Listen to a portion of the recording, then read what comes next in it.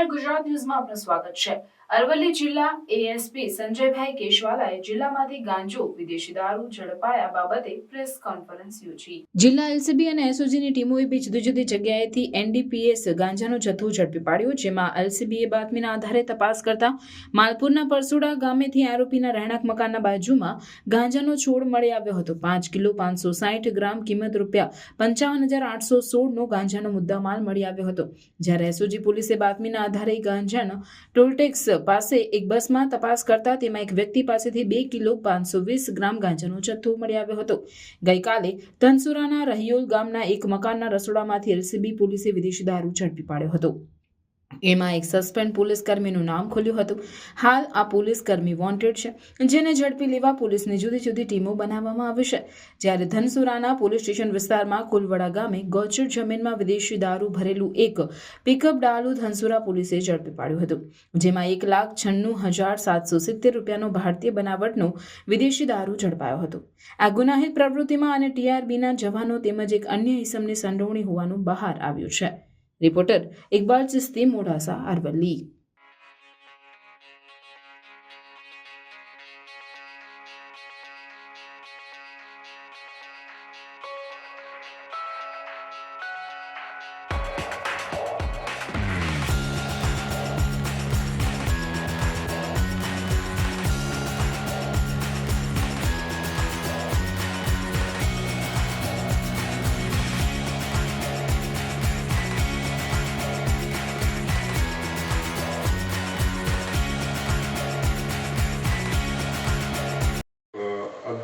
જાન્યુઆરીના રોજ એક બાતમી હકીકત મળેલી કે રાજસ્થાનથી એક ડાલુ એટલે પિકઅપ ડાલુ આવે છે, જેમાં દારૂ ભરેલ હતો અને કોઈ ટીઆરબી અને જીઆરડીના જવાનો દ્વારા એ જે પિકઅપ ડાલુ છે એને કોઈ એક જગ્યાએ લઈ જઈ અને તેમાંથી દારૂ ઉતારી દીધેલો હતો। એવી બાતમી હકીકત જે મળેલી એના આધારે વધુમાં તપાસ કરતાં એવું સામે આવેલું, પૂછપરછ કરી બધાનો રોલ કોલ લેવામાં આવ્યો, જેટલો પણ સ્ટાફ હતા એનો, અને સઘન પૂછપરછ બાદ જે ટીઆરબી અને જીઆરડીના જવાનો હતો એમાં સામે ચાલીને એ લોકોએ જે પોતાની વાત છે એ કબૂલી છે કે ગઈકાલે 11/1/2025ના રોજ આવી ઘટના બની હતી, જેમાં બે ટીઆરબીના જવાનો અને એક જીઆરડીનો જવાન છે એ અને એક કોઈ અન્ય ઈસમ છે, એવી રીતે 4 જણાએ આ જે આખી ઘટના છે એને અંજામ આપેલો હતો। અને ટોટલ લગભગ ₹1,96,770 જે દારૂ છે એ લોકોએ ધનસુરા પોલીસ સ્ટેશન વિસ્તારમાં કોલવડા જે ગામ છે ત્યાં ગૌચરમાં આવી રીતે ઉતારી દીધેલો હતો અને આ જે ગુનાહિત પ્રવૃત્તિ છે એને અંજામ આપેલો હતો। સાહેબ, દારૂ ક્યાંથી લાવવામાં આવતો, કોને પહોંચાડવાના હતા અને શું આમાં કોઈ પોલીસ કર્મચારીની સંડોવણી એવું લાગે છે? અત્યાર સુધી તો ટીઆરબી અને જીઆરડીના જે જવાનો છે એની સંડોવણી સામે આવી છે।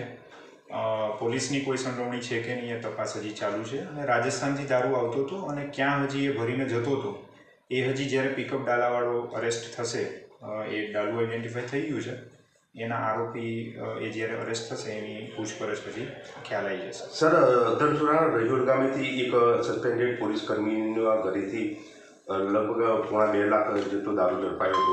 આ આરોપીને ઝડપી લેવા માટે કેટલી ટીમો દ્વારા?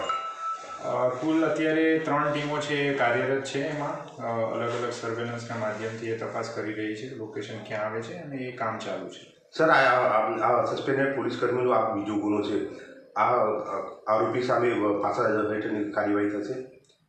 એ જે પણ હવે તપાસ આગળ જે પણ ઉચ્ચ અધિકારીઓ છે એના દ્વારા જે પણ નિર્ણય લેવામાં આવશે એ તમને બધાને જાણ કરવામાં આવશે। સર, જે રીતના એક પોલીસકર્મી હોય કે જીઆરડી હોય તેમની સંડોવણી સામે આવી રહી છે, ભૂતકાળમાં પણ આવી રીતના પોલીસકર્મીઓ પર દારૂના છાંટા ઉડી ગયા છે, ક્યાંક તમને એવું લાગી રહ્યું છે કે અરવલ્લી પોલીસની શાખ આમાં ધૂળ ખાઈ રહી છે? જે અગાઉ પણ આપણે જે રીતે વાત થઈ કે ડીઆઈજી સાહેબ અને એસપી સાહેબની સ્પષ્ટ સૂચના છે કે કોઈ પણ જાતની આવી ગેરકાયદેસર પ્રવૃત્તિ છે એ જિલ્લામાં ચલાવી લેવામાં નથી આવતી। એ કોઈ પણ પ્રાઇવેટ પર્સન દ્વારા હોય, પ્રાઇવેટ વ્યક્તિ દ્વારા હોય, અથવા તો પોલીસ દ્વારા હોય, જીઆરડી દ્વારા હોય, અથવા તો ટીઆરબી દ્વારા હોય, એના ઉપર કડકમાં કડક કાર્યવાહી છે ભૂતકાળમાં પણ કરવામાં આવી છે અને આ બે જે કેસ છે એમાં પણ આપ જોઈ શકો છો કે એફઆઈઆર એના ઉપર દાખલ થઈ ચૂકી છે અને જે પણ તપાસ છે એમાં યોગ્ય પગલાં લેવામાં આવશે।